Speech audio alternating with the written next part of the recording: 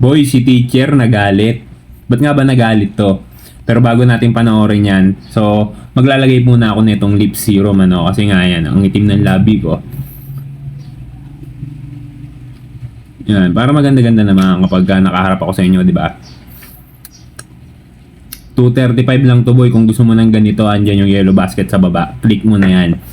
Ba? Importante na dapat hunk looking tayo, di ba? Okay, so tara, panoorin natin si teacher. Ba't nga ba siya nagalit? Nakakalimutan nyo yung ano nyo boundaries nyo Kakalimutan nyo yung boundaries nyo. Una sa lahat, hindi nyo kami binabayaran dito para magtau-tauhan at gawin yung robot at gawin yung katatawanan sa harapan. Pangalawa, hindi ako nag-board exam para lang hindi irespeto ng mga katulad nyo. Wala pa namang nararating sa buhay. Medyo may, hindi ba lang, medyo talagang mainit ang ulo ni teacher ano, para makapagsalita siya ng ganito.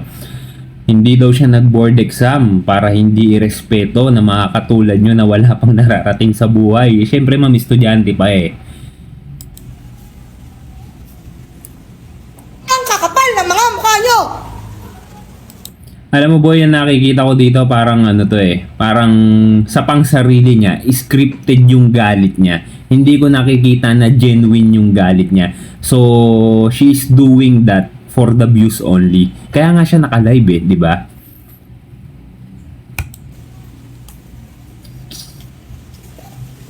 Di nyo nga kaya buhayin yung mga sarili nyo? Di kayo marunong rumispeto? Pero wag rin naman natin kakalimutan na hindi natin alam kung saan ba at ano ba yung pinanggalingan ng galing nito ni Madam.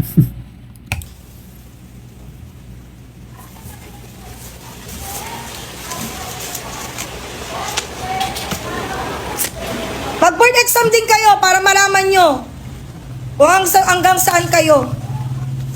Baka hindi pa nga kayo pumasa eh. Medyo out of control na talaga yung ano no, yung emotions ni Ma'am kasi nga siyempre sabi mo board exam din kayo para alam ninyo Ma'am. Hindi natin alam kung grade school or high school or kolehiyo ba yung kausap niya no. So ayoko muna mag-comment doon kasi one-sided ito boy, one-sided. Nakikita lang natin yung emotion ni Madam, yung galit niya. Kaya sige, panoorin natin, tuloy natin. Sa ugali nyong ganyan, di na nga kayo matalino eh. Sama pa ng ugali. Wala kayong mararating. Hindi na nga kayo matalino. Paul yun, teacher ka eh. Estudyante yung kausap mo eh. Di ba? Sama pa ng ugali ninyo. So parang, syempre, teacher, pangalawang magulang. So okay lang naman na sabihin na parang anak yung mga turing niya sa mga bata, no? Ang pinaka hindi maganda doon, sinabi niya na wala kayong mararating. Ma'am, kaya ka nga nandyan, di ba? So, ibig sabihin, kailangan ng mga bata ng guidance mo para merong marating, merong mapuntahang mabuti yung mga estudyante mo, yung mga bata. Diba? Sige, tuloy natin. Ako na nagsasabi sa inyo, wala kayong lugar sa mundo. Boom! Ako na nagsasabi sa inyo, wala kayong lugar sa mundo.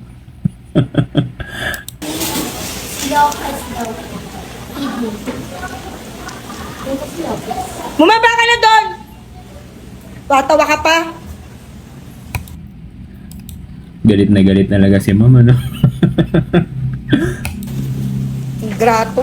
Ingrato. Galing squatter.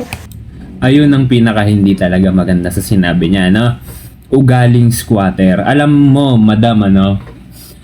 Hindi maganda na gamitin mong terminology ugaling squatter. Kasi ako po galing ako sa squatter area talaga, no?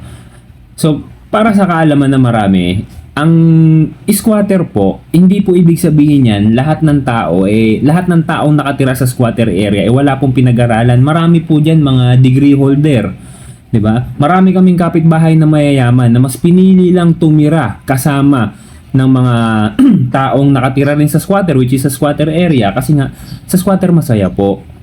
Talagang mali lang yung nagiging connotation ng tao na kapag sinabing squatter walang pinag-aralan, walang nararating sa buhay, yung mga ipinagbabawal na gawain, ginagawa, which is, nandun naman talaga yon. Pero hindi ibig sabihin nun na mga nakatira sa squatter, walang pinag-aralan, walang nararating sa buhay, walang kwentang tao. Diba? Hindi po ganun. Kaya sana, teacher pa naman din na, sana siguro naman na-realize niya yung mga pinagsasabi niya bandang huli, no? So, hoping na talagang, ay tingin ko naman hindi niya sinasadya to, dala lang ng emosyon, ano? And syempre, for the views, kasi mukhang Gen Z pa to si Ma'am. Tingin ko sa kanya nasa 25 years, mid-20s lang to si Ma'am eh. Kaya, ganun talaga ang mga kabataan ngayon eh.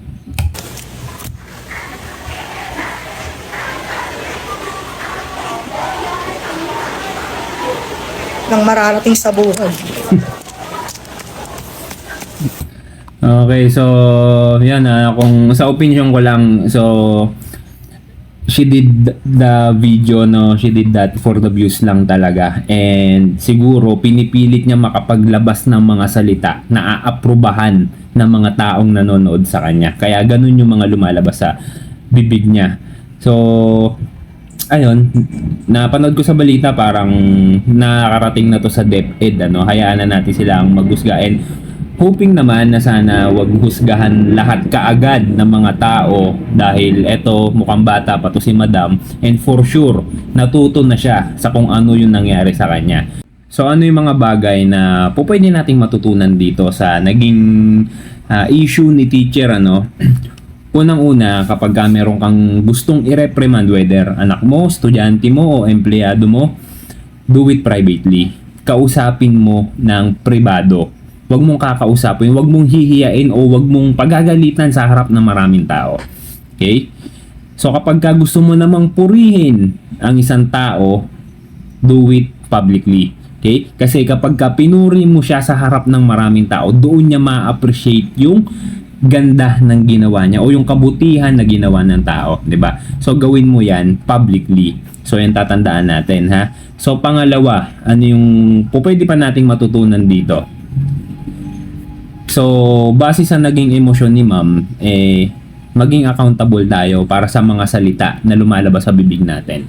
Hindi ba? Kasi malaki yung impact niyan para sa mga taong nakakarinig, especially para sa mga estudyante na nag-aaral, sa mga mag-aaral mo, di ba? Malaki yung impact niyan.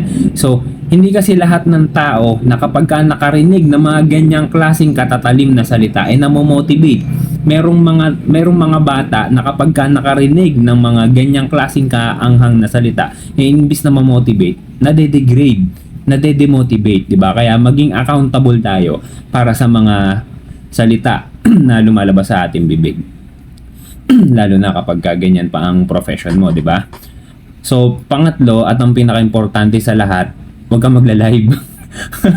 'Di ba? Kasi hindi maganda yung ganoon, 'di ba? No, ipapakita mo sa buong mundo na ganyan yung nangyayari tas naka-live ka. So, kung gusto mo ng ganyan, so dapat maging ready ka sa mga salita rin na ibabato sa ng tao. Kasi ibig sabihin kaya ka nag-live. So, hinahayaan mo na or okay lang sa'yo na pagsalitaan ka rin ng mga kung ano-anong bagay na kinakailangan mong tanggapin, kasi at the first place choice mo yan, di ba? So yun lang, sana wag natin husgahan to si Madam. So sigurado ako na kuha niya na yung pinaka-importanting aral base sa ginawa niya.